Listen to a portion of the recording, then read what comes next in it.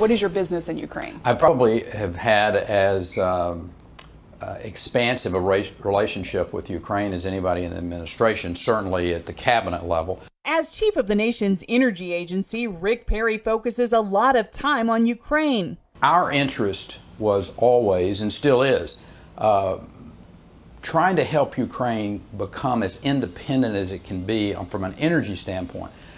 They've been held hostage by Russians, by Russian gas. Now comes word from President Trump that the infamous phone call with the Ukrainian president came at Perry's urging.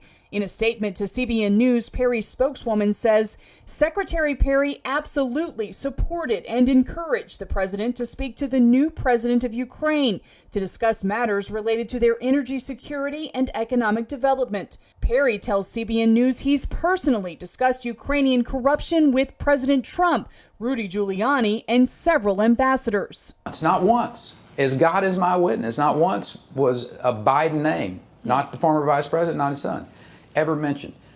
Corruption was talked about in the country, but it was always a relatively vague term of, the oligarchs and this and that and what have you.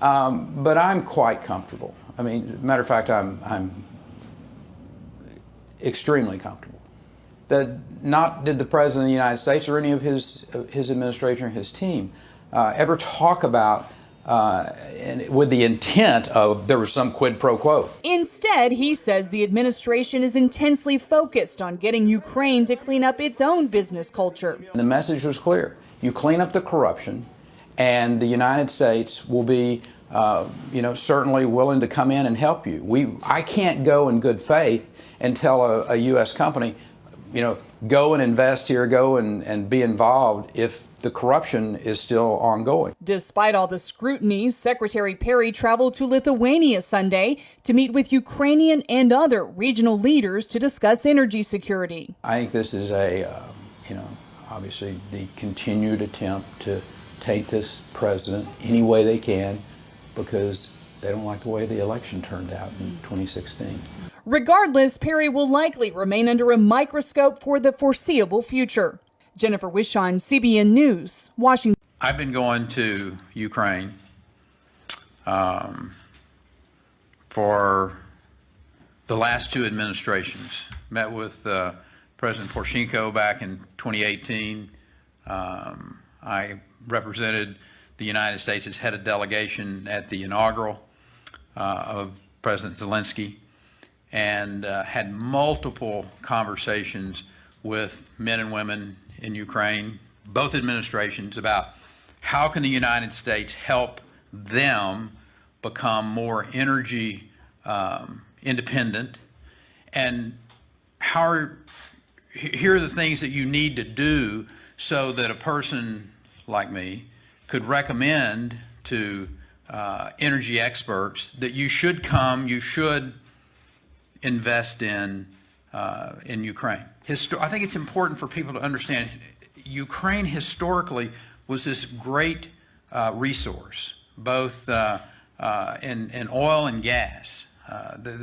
Great potential in that country. Because of corruption, because of the lack of transparency in their record keeping, for instance, it became known as a place that you might not want to do business there. And that was the message day in and day out back to both the leadership in Ukraine, but the previous administration and the current one.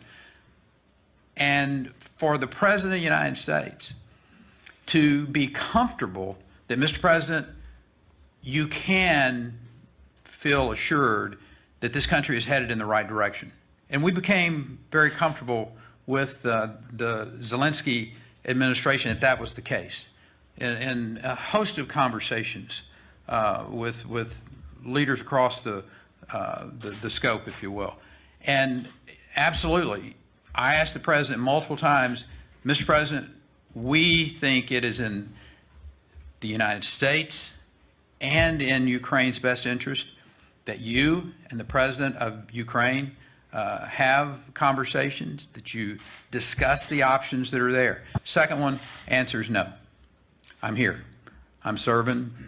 They've been writing the story that I was leaving the Department of Energy for at least 9 months now, Ziggy. One of these days, they'll probably get it right. But it's not today. It's not tomorrow. It's not next month. So. Welcome back to our live Sunday night special. Trump on defense over this news breaking today. A second whistleblower, plus new reports that Trump tested a new defense in a private call with Republicans, telling them, not a lot of people know this, but I didn't even want to make the call. The only reason I made the call was because Rick Perry asked me to. Axios first reporting that. NBC has confirmed the story. Now, Rick Perry made me do it is really out there as an argument. I can't even refer to it as a defense because it's not a defense to a crime or a high crime to say that your employee asked you to do it. Now, the Washington context here is that Politico also reports Perry will be out by November.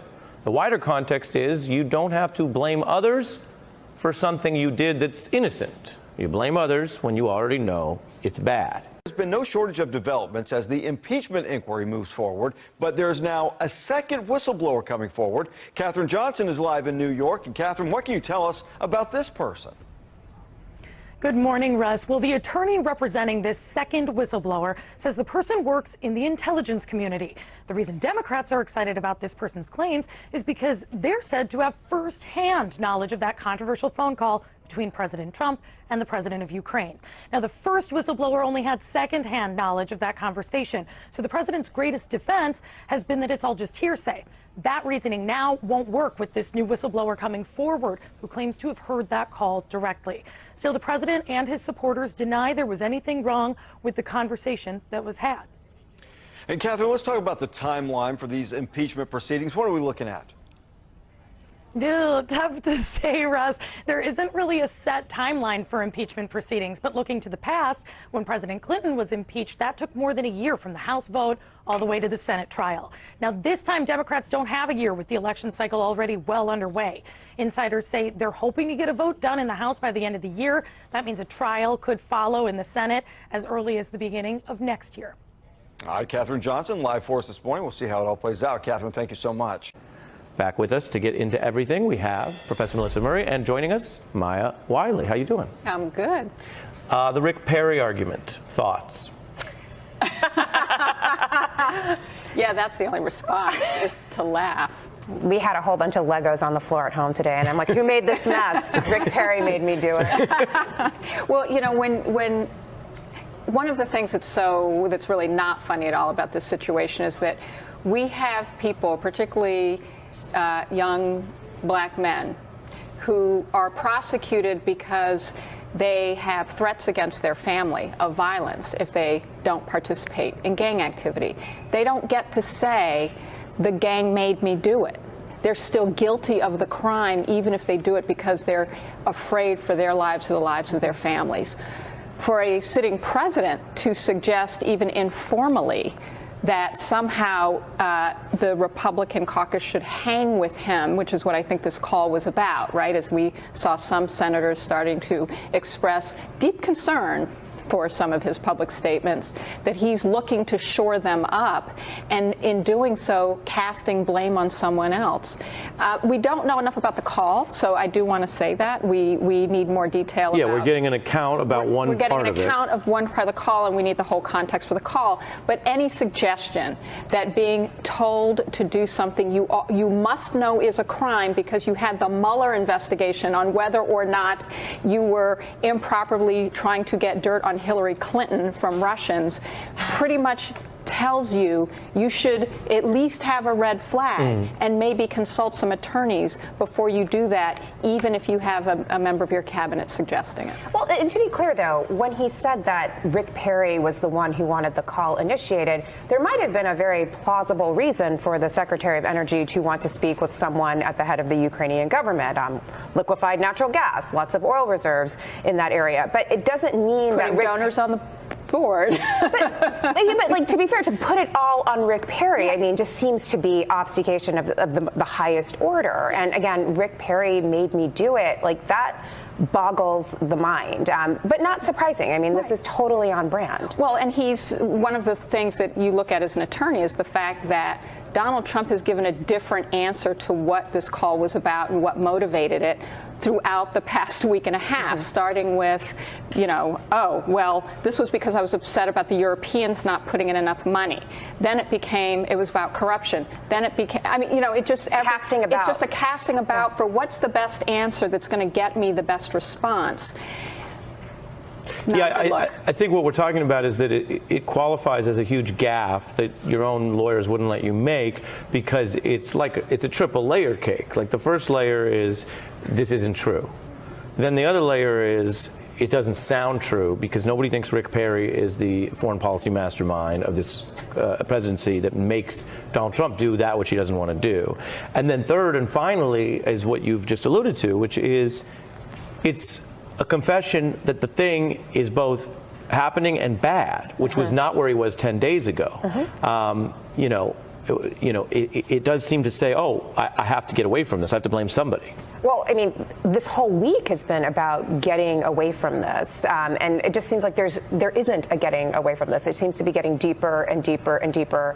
The second whistleblower, the release of the transcript. I mean, this isn't going to go away, and I think it's time to really lawyer up with good lawyers this time. Right, and if you're going to compare, what the whistleblowers are saying, one person the whistleblower did not highly focus on or blame was Rick Perry.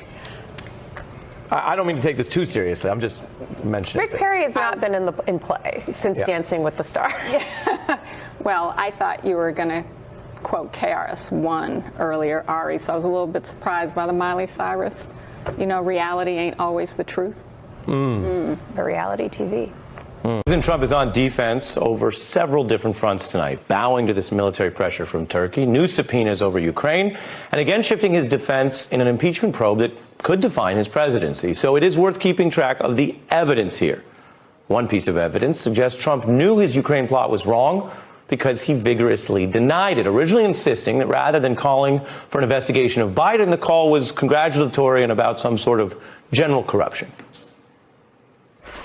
Conversation I had was largely congratulatory, was largely corruption. But my complaint has always been, and I'd withhold again, and I'll continue to withhold until such time as Europe and other nations contribute to Ukraine. That claim was undercut by evidence from Trump's own White House, and Trump tried to shift that by famously calling for more foreign collusion. China should start an investigation into the Bidens, because what happened in China is just about as bad as what happened with Ukraine. Democrats said that was an effort to launder and try to normalize this kind of plotting. And by the time Trump was privately conferring with House Republicans heading into this weekend, just on Friday, he was back to admitting the plot was a bad thing, but blaming it on his employee, Rick Perry, saying Perry made him do it. Now, that is an irrelevant argument. If this plot is a high crime, which is a judgment left to the Senate, it's not a defense to say your subordinate told you to do it. And don't you wonder, is this even okay with Rick Perry? Well, it turns out you can blame it on the energy secretary because he don't mind and he don't care. And that's why this is starting to look like a Milli Vanilli defense, because you got to blame it on something. Absolutely. I asked the president multiple times, Mr. President, we think it is in the United States and in Ukraine's best interest that you and the president of Ukraine have conversations, that you discuss the options that are there. What does this argument reveal about where the impeachment debate is headed? David Korn, how you doing? Okay, how are you? I want to ask you that. I want to ask you about the Milli Vanilli defense and where impeachment's headed, so stick around when we're back in 30 seconds. Okay. Turn to Mother Jones, David Korn. David, you knew it was a 30-second break. I know, I'm sorry, I was getting prepared. Addict. You're a news addict. I'm sure you're checking the headlines. What does it tell you that you have these defenses coming? Well, I don't want to help any movie studio in particular, but it does seem to me that Donald Trump is playing the Joker card. that he wants to be the Joker, and he realizes that chaos is his best friend. He likes chaos. So we go from, I didn't do it, to, I did do it, to, I'm doing it right now in front of you as we speak, to, Rick Perry made me do it. And it's about Ukraine. Now it's about liquefied nitrogen gas. It's about the Bidens. It's about servers. He just wants this ball of confusion, the Temptation song, to be out there. So it's really hard for people to get a hold of what's going on. And one concern and sometimes reality bites. I have something else I want to do as part of our special, and I mention this and I mean it, is we get to talk about all these interesting stories throughout the week. We have a little more time tonight, and so one of the things I asked everyone, I asked you guys, was send us your questions and we get to some of them. We're going to do that with our great guests. Here is a question that just came in from Emma. Is there any possibility that these senators can vote anonymously if it makes it to the Senate? It seems many Republicans would vote yes if they had the protection of anonymity. Another question I have, this one from Brian on Twitter, says, who represents the president at trial if we get there in the Senate? Is it about the office and the White House counsel, or his personal attorneys, or both? Digging into how it's going to work if it gets there. And Catherine writes in, are the attorneys for the House inquiry going to question the witnesses or just the representatives? That is a question that raises the way that there's been debates about how effective all the members of Congress have been. As promised, we're reading some of these. We'll get to more of them online. I wonder if you guys want to tackle any of the questions. You want to start with anonymity? Let's start with anonymity. No. No, not happening. And you shouldn't want it to happen. No. Well, politically, I understand why people are asking. If senators are circling the wagons but really want to do something different but don't want people to know they did something different. But that's really, first of all, you'd already know just by the vote count. And so, but it isn't the democratic process. And you're saying the founders wanted this to be an accountable system, not an anonymous one. Well, to be clear, the Constitution says nothing about how the vote should happen. But generally, these kinds of things are done by a roll call vote where you name the senator is named and you actually provide your vote. And you would want that. The constituencies would want that. The Senate rules say that they vote according to the Senate rules, and there is no there is no secret vote in the Senate rules. So in theory, they could vote to change the rules, but they'd need a supermajority to do that. Obviously, and that would be a tell. If you had a supermajority to do that, you'd already tell you which way you're going. What about the lawyers we might see if there is a Senate trial? Well, this is an interesting one because the history is that it's members of Congress, so they are the managers of the impeachment. Prosecuting, right. But that does not mean, and there's no rule that says that the House can't designate other people to ask questions. I suspect we will see a replay of part of what we saw in the House Judiciary Committee, right, when we saw, or rather with House Intel, when Barry Burke was going to ask questions, and what we saw was the Congress members on the Republican side making procedural arguments about why they couldn't have Barry Burke ask questions. So I would see potentially a repeat of that. And for the president, if we do proceed to a trial in the Senate, the president can have a mix of both White House counsel and private lawyers. And we saw that in the Clinton impeachment, where Cheryl Mills was a deputy White House counsel, Charles Ruff was White House counsel, but then you also had David Kendall and Linda Sigelman from Williams and Connolly representing the president as well. So it can be a mix there. Great details, fascinating learning from each of you, and I know that our viewers are interested because those are questions they wanted you guys to answer, so we appreciate it. I will tell everyone, you can always give us more questions at The Beat with Ari or at Ari Melber on all platforms. Mr. President.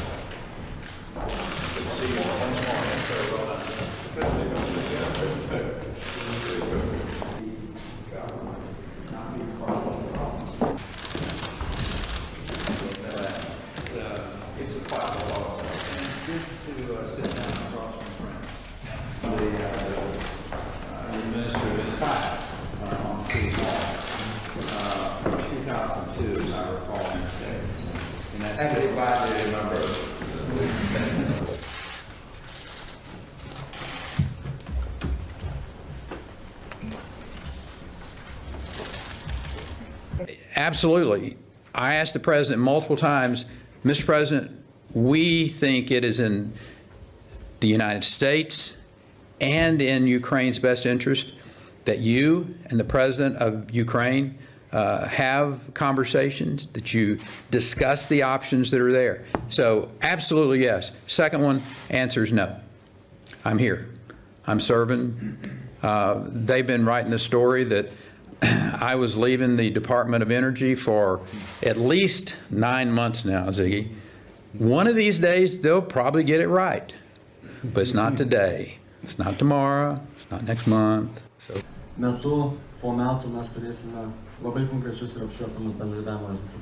But the idea that the AP story basically said that we said you put these people on there is just not correct. I mean, that was totally dreamed up story, the best I can tell. We gave recommendations at the request of the Ukrainian government and will continue to. I mean, I would recommend him for a host of different things in Kyiv because he knows the country, he's from there, so why not? I mean, I would be stunned if someone said that you would eliminate Michael Bleiser from a recommendation of people you ought to talk to about how to do business in the country, whether they're knowledgeable. I'd be remarkable that I didn't say, talk to Michael.